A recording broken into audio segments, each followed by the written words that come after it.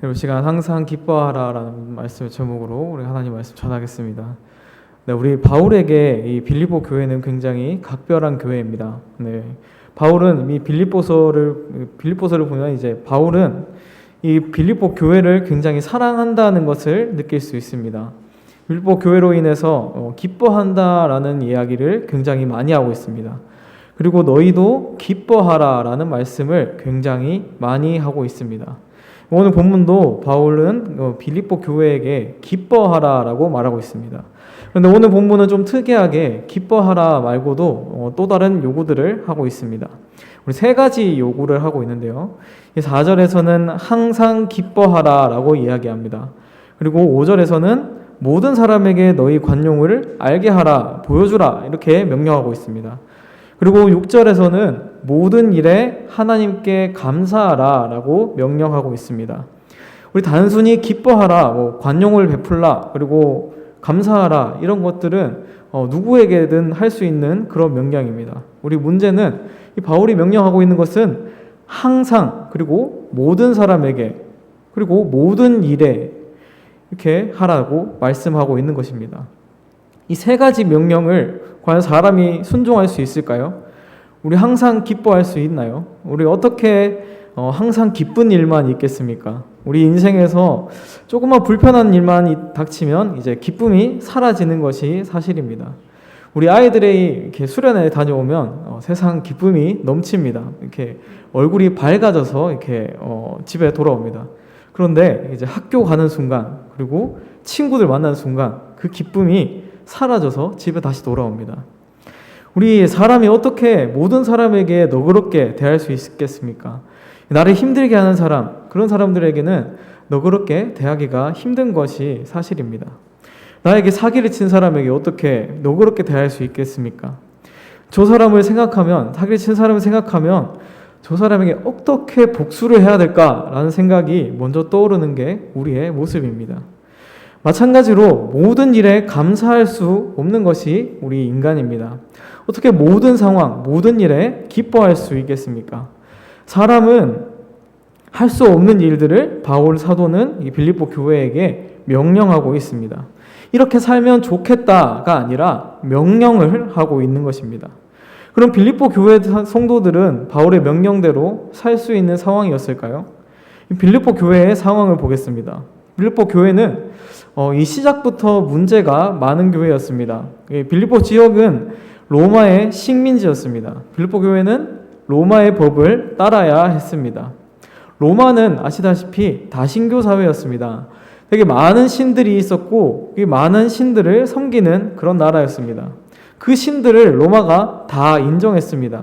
그런데 기독교는 하나님만이 유일한 신이라고 말합니다.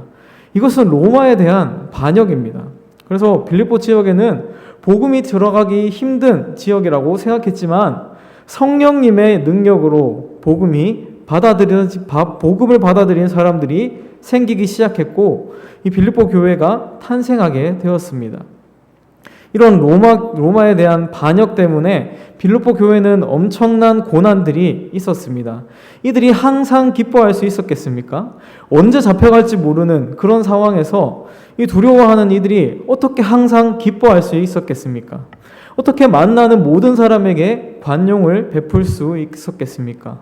그들은 언제 자신들을 고발할지 모르는 사람들이었습니다. 이웃 사람들이 자신들을 언제 고발할지 몰랐습니다. 실제로 그들을 욕하고 비난하는 사람들도 많았을 것입니다. 그들에게 너그럽게 대할 수 없었을 것입니다. 언제 잡혀갈지 모르는 그런 위험한 상황인데 어떻게 모든 일에 감사할 수 있었겠습니까? 만약에 로마에 잡혀간다면 그 사실로 인해서 감사할 수 있겠습니까? 바울은 빌립보 교회가 고난 중에 있었다는 사실, 그 사실을 누구보다 잘 알고 있었습니다. 그럼에도 바울은 이 세 가지의 명령을 빌립보 교회에게 하고 있는 것입니다. 이 바울은 왜 지킬 수 없는 이 세 가지 명령을 했을까요? 이 결론부터 말씀드리면 빌립보 교회의 사람들의 믿음을 성장시키기 위해서입니다. 빌립보 교회 사람들의 성도들의 믿음은 완전하지 않았습니다. 그들의 믿음은 주님께서 다시 오실 그날까지 완전하지 않았습니다. 그들은 바울과 함께 복음을 전하는 일에 참여했지만 그들의 믿음은 완전하지 않았습니다. 어떤 이들은 바울이 감옥에 있는 그 사실 때문에 되게 실망했습니다. 또 어떤 사람들은 바울이 감옥에 간 사실 때문에 이 바울이 전한 복음이 가짜다라고 전하고 다녔습니다. 그래서 내가 진정한 복음, 예수 그리스도의 진정한 복음을 전하겠다라고 나서기 시작했습니다. 이 빌립보 교회에 혼란이 생긴 것입니다. 잘못된 가르침들이 생겨나기 시작했습니다. 그런 빌립보 교회 사람들의 믿음을 위해서 바울이 지금 편지하고 있는 것입니다. 빌립보 교회의 빌립보 교회의 믿음의 성장이 필요했던 또 다른 이유는 그들에게 너무 많은 고난이 있었기 때문입니다. 고난이 찾아왔을 때 믿음이 약해지는 것이 사실입니다. 바울이 이렇게 잡혀가고 잘못된 가르침들이 많아졌고 고난이 많았기 때문에 믿음이 약해질 수 있었던 것입니다. 이러한 상황에 있는 빌립보 교회 성도들에게 바울은 항상 기뻐하라 라고 명령합니다. 고난 중에 있었지만 항상 기뻐하라 이렇게 말했습니다. 이 말을 들은 이 빌립보 교회 사람들의 반응은 어떨까요? 우리 지금 너무 힘듭니다. 지금 바울 선생님 지금 어떻게 기뻐할 수 있겠습니까? 이렇게 말하지 못했을 것입니다. 왜냐하면 바울은 지금 빌립보 교회 성도들이 처한 상황보다 더 힘든 고난 가운데 있었기 때문입니다. 그는 지금 감옥에 갇혀 있었습니다. 단순한 감옥이 아닙니다. 로마 황제에게 반역죄를 저질렀습니다. 그래서 바울에게 남아있는 것은 죽음뿐이었습니다.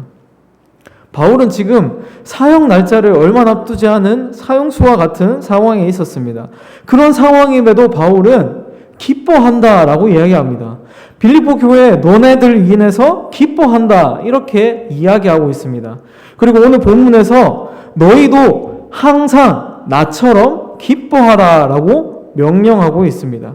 이 바울은 빌립보 교회가 겪은 어려운 상황들을 너무 잘 알고 있었습니다.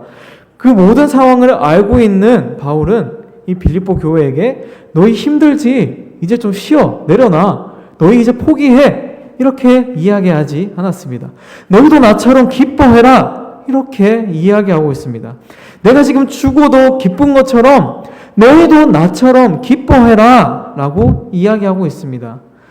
바울의 명령은 여기서 끝나지 않습니다. 모든 사람에게 관용할 것을 명령합니다. 그리고 모든 일에 감사할 것을 명령합니다. 고난이 있지만 모든 사람에게 너그럽게 대해라. 모든 일에 감사할 것을 명령하고 있습니다. 이것은 단순히 명령하는 것이 아니라 이것은 하나님의 통치를 믿으라고 명령하는 것입니다. 예수님께서 제자들에게도 이렇게 명령하셨습니다. 예수님께서 이 마태복음 6장에서 이렇게 명령하셨습니다. 먼저 그의 나라와 그의 의를 구하라. 그리하면 이 모든 것을 너희에게 더하시리라. 먼저 그의 나라와 그의 의를 구하라는 것은 하나님께서 이 땅을 통치하고 계시는 하나님의 통치를 믿으라는 것입니다. 바울 역시 그 말씀을 지금 떠올리게 하고 있는 것입니다. 바울 역시 지금 하나님의 통치를 믿으라는 것을 이야기하고 있습니다. 빌립보서 3장 20절에서 이렇게 이야기합니다. 빌립보 사람들이 어떤 사람들인지 가르쳐 주고 있습니다. 빌립보 사람들의 정체성을 이야기해 주는 것입니다. 바울은 그들의 시민권이 하나님의 하늘에 있다고 가르쳤습니다. 그리고 그들은 다시 오실 예수 그리스도를 기다리는 자라고 말하고 있습니다. 하늘에 소망을 두고 다시 오실 예수 그리스도를 기다리는 사람만이 모든 사람에게 너그럽게 대할 수 있습니다. 관용을 베풀 수 있습니다. 이 땅에서의 삶만이 끝이 아니기 때문입니다. 누군가 그들을 힘들게 할지라도 그 사람에게 너그럽게 관용을 베풀 수 있는 것은 그들이 하늘에 속한 사람이기 때문입니다. 빌립보 사람들에게 핍박하는 자들은 하나님께서 그리스도께서 오시는 그날 심판하실 것입니다. 그렇기에 빌립보 성도들은 핍박하는 자에게 집중하지 말고 이 땅을 통치하고 계시는 하나님을 바라보아야 합니다. 하나님을 통치를 하나님의 통치를 믿는 자만이 하나님께 감사할 수 있습니다. 모든 일로 인해서 하나님께 감사할 수 있습니다. 나에게 주어진 그것이 과연 고난이라고 할지라도 하나님께 감사할 수 있어야 합니다. 베드로 사도는 이렇게 이야기합니다. 베드로전서 4장 13절에서 이렇게 이야기합니다. 오히려 너희가 그리스도의 고난에 참여하는 것으로 즐거워하라. 이는 그의 영광을 나타내실 때에 너희로 즐거워하고 기뻐하게 하려 함이라. 베드로 또한 이 땅에서의 삶만 생각하지 말라고 이야기합니다. 예수께서 다시 오실 그때를 기다리고 그때를 위하여서 그때 즐거워할 것, 그날에 기뻐할 것, 그것을 생각하라는 것입니다. 그래서 고난이 찾아올 때 기뻐하라고 말하고 있는 것입니다. 바울은 지금 이 말씀을 읽고 있는 우리에게도 동일하게 이야기하고 있습니다. 우리의 믿음도 빌립보 교회 사람들처럼 연약합니다. 우리의 믿음은 날마다 성장해야 합니다. 우리의 믿음이 성장하기 위해서는 우리가 누구인지 알아야 합니다. 우리는 하늘에 속한 사람들입니다. 이 땅을 살아가지만 예수 그리스도께서 이 땅에 다시 오실 것, 그것을 기다리는 사람들입니다. 우리는 하늘에 소망을 둔 사람들입니다. 절대로 이 땅에서의 삶을 무시하라, 이 땅에서의 삶이 중요한 것이 아니다 라고 이야기하는 것이 아닙니다. 이 땅을 살아가지만 우리는 하나님의 통치를 믿는 하나님의 백성이라는 것입니다. 하나님의 통치를 믿는 자들은 우리에게 못되게 구는 사람들, 그 사람들을 용서할 수 있습니다. 하나님께서 내 삶을 통치하십니다. 그리고 내 삶뿐만 아니라 이 땅을 통치하시기 때문에, 그것을 믿기 때문에 우리는 그렇게 할 수 있는 것입니다. 그리고 하나님의 통치를 믿는 자들만이 모든 일에 하나님께 감사할 수 있는 것입니다. 모든 상황에 감사할 수 있는 것입니다. 그렇게 하늘에 소망을 두고, 그리고 항상 기뻐하며, 그리고 항상 모든 사람들에게 너그럽게 대하고 모든 일에 하나님께 감사할 때 하나님께서 우리의 마음과 우리의 생각을 지키십니다. 우리 같이 4장 7절, 우리 본문 4장 7절 같이 읽겠습니다. 좀 시작. 그리하면 모든 지각에 뛰어난 하나님의 평강이 그리스도 예수 안에서 너희 마음과 생각을 지키시리라. 아멘. 자, 그런데 여기서 문제가 있습니다. 여기서 의문이 들 수 있습니다. 우리가 항상 기뻐하고 모든 사람에게 관용을 베풀고 그리고 모든 일에 감사할 때 하나님께서 우리의 마음과 생각을 지켜주신다는 말일까요? 그럼 하나님의 평강이 조건적이라는 말입니다. 애초에 우리는 이 모든 것들을 지킬 힘이 없는데 이것들을 어떻게 지키겠습니까? 어떻게 모든 사람에게 관용을 베풀고 항상 기뻐하고 모든 일에 감사할 수 있겠습니까? 그럼 우리는 하나님의 평강을 받지 못하게 될까요? 그렇지 않습니다. 바울은 빌립보 성도들에게 너희가 복음에 전하는 일에 참여했다라고 말하고 있습니다. 그것을 시작하신 분이 바로 성령님이다 라고 이야기하고 있습니다. 빌립보서 1장 6절에서 이렇게 말씀합니다. 너희 안에서 착한 일을 시작하신 이가 그리스도 예수의 날까지 이루실 줄을 우리가 확신하노라. 이렇게 말씀하고 있습니다. 로마 식민지로 복음을 전하기 어려운 동네에 복음이 전파된 것은 성령님의 능력입니다. 성령님만이 할 수 있는 것입니다. 그곳에 교회가 세워진 것, 그것은 성령님의 일하심 때문입니다.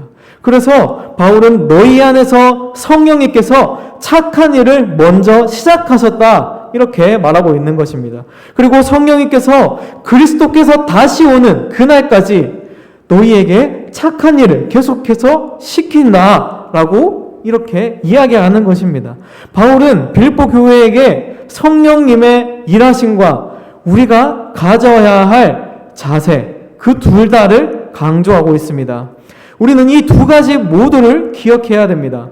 하나님께서 우리 안에 역사하십니다.